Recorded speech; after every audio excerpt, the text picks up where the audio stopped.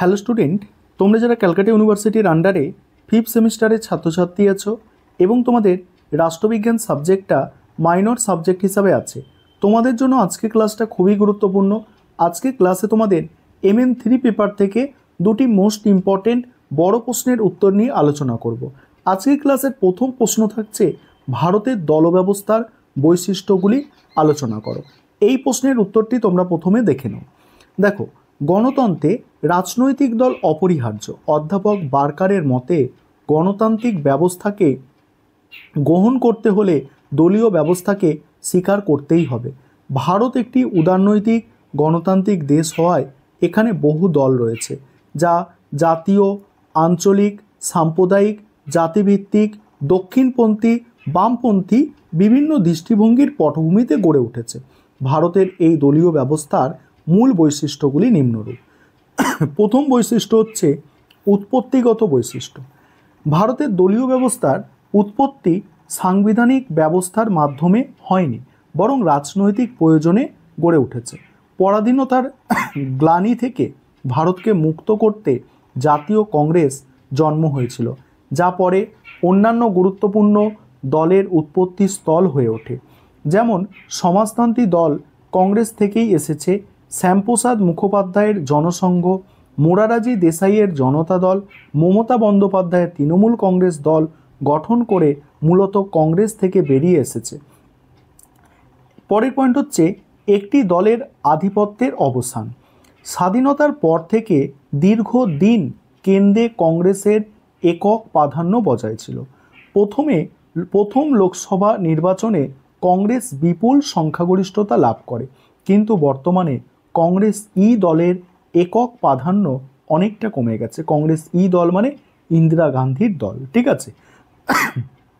বর্তমানে একটি দলের আধিপত্যের যুগ শেষ হয়ে গেছে এবং রাজনীতি জোট বা কোয়ালিশন সরকার গঠনের দিকে ঝুঁকছে। পরের পয়েন্ট হচ্ছে দুর্বল বিরোধী দলের সমস্যা ও বর্তমান প্রবণতা। বাকি অংশটুকু নিয়ে আলোচনা করব। তার আগে একটা বিষয় তোমাদের বলার আছে, তোমাদের জন্য অনলাইন কোচিং ক্লাস চলছে। তোমরা যদি কেউ পেড ব্যাচে অ্যাডমিশন নিতে ইচ্ছুক থাকো বা আমাদের PDF নোটস তোমরা পারচেস করতে চাও অর্থাৎ কিনতে চাও, তাহলে তোমরা নিচের দেওয়া নম্বরে যোগাযোগ করতে পারো। দেখো, এই পয়েন্টটাকে বুঝে নাও। ভারতের দলীয় ব্যবস্থার অন্যতম বৈশিষ্ট্য ছিল শক্তিশালী বিরোধী দলের অভাব। বলছে সংখ্যায় বিরোধীরা বেশি হলেও তাদের মধ্যে ঐক্যের অভাব ছিল। 1977 এবং 1989 সালে ঐক্যবদ্ধ হয়ে সরকার গঠন করলেও তা স্থায়ী হয়নি। তবে বর্তমানে ভারতীয় জনতা পার্টি একটি শক্তিশালী দল হিসাবে আত্মপ্রকাশ করেছে এবং এর মূল বিরোধী দলের ভূমিকা পালন করছে, যা গণতন্ত্রের জন্য ইতিবাচক বলা যেতে পারে। তারপরে আছে ব্যক্তিকেন্দ্রিক রাজনৈতিক দল। ভারতের দলীয় ব্যবস্থার আরেকটি বৈশিষ্ট্য হলো ব্যক্তিকে কেন্দ্র করে রাজনৈতিক দলের উদ্ভব ও বিকাশ। স্বাধীনতার পূর্বে জাতীয় কংগ্রেসে মহাত্মা গান্ধীকে কেন্দ্র করে গড়ে উঠেছিল। পরে জওহরলাল নেহরু ও ইন্দিরা গান্ধীকে কেন্দ্র করে দলের আবর্তন হয়েছে। শুধু কংগ্রেস নয়, জনতা দলে VP সিং, বিজেপিতে অটল বিহারী বাজপেয়ী, তৃণমূল কংগ্রেসে মমতা বন্দ্যোপাধ্যায় প্রমুখ নেতারা নিজ নিজ দলের মূল চালিকা শক্তি। তারপরের পয়েন্ট হচ্ছে আঞ্চলিক দলের উপস্থিতি ও গুরুত্ব। জাতীয় দলের পাশাপাশি আঞ্চলিক দলের উপস্থিতি ভারতের দলীয় ব্যবস্থার এক গুরুত্বপূর্ণ দিক। তেলেগু দেশম, DMK, আকালি দল, তৃণমূল কংগ্রেস প্রভৃতি আঞ্চলিক দল নানা কারণে গড়ে উঠেছে। এদের মধ্যে উল্লেখযোগ্য হল পৃথকভাবে আঞ্চলিক সমস্যার সমাধান, জাতিগত বা সম্প্রদায়গত আনুগত্য, ভাষাগত ঐক্য এবং বিচ্ছিন্নতাবাদী শক্তির প্রয়াস।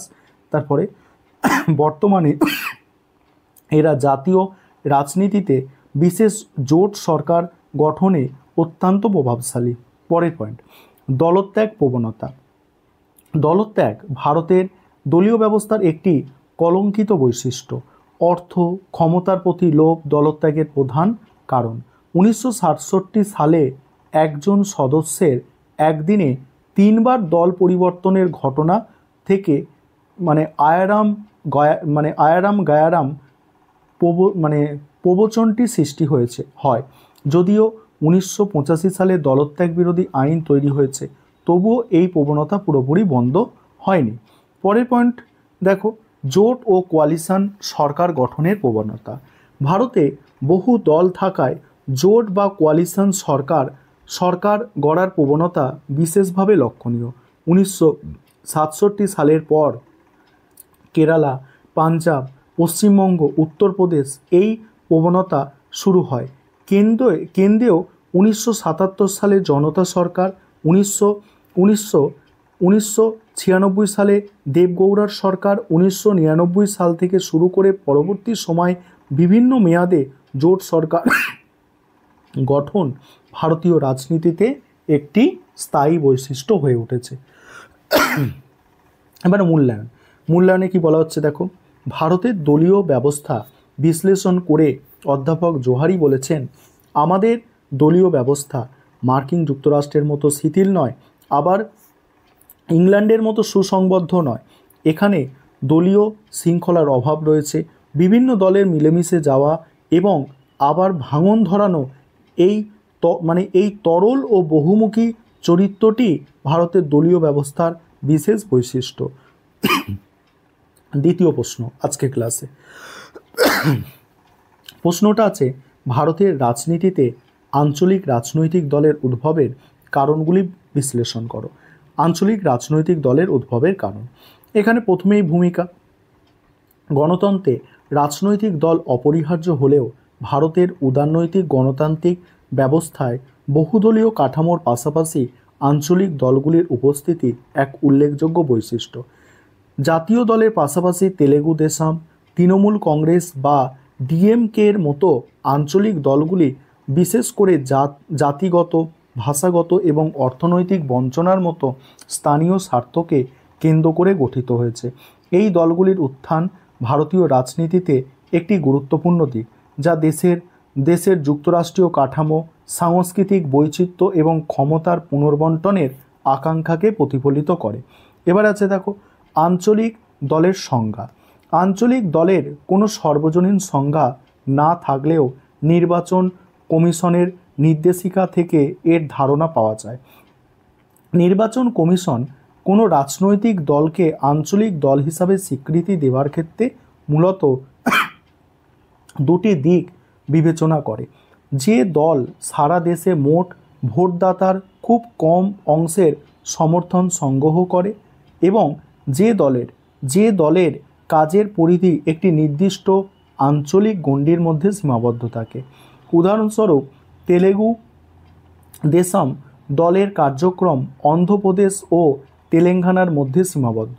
সাম্প্রতিক নির্বাচন কমিশন এক বিজ্ঞপ্তিতে বলেছে, যদি কোনো দল কোনো রাজ্যে প্রদত্ত ভোটের অন্তত 8% ভোট পায়, তাহলে কোনো আসন না পেলেও আঞ্চলিক দলের স্বীকৃতি পাবে।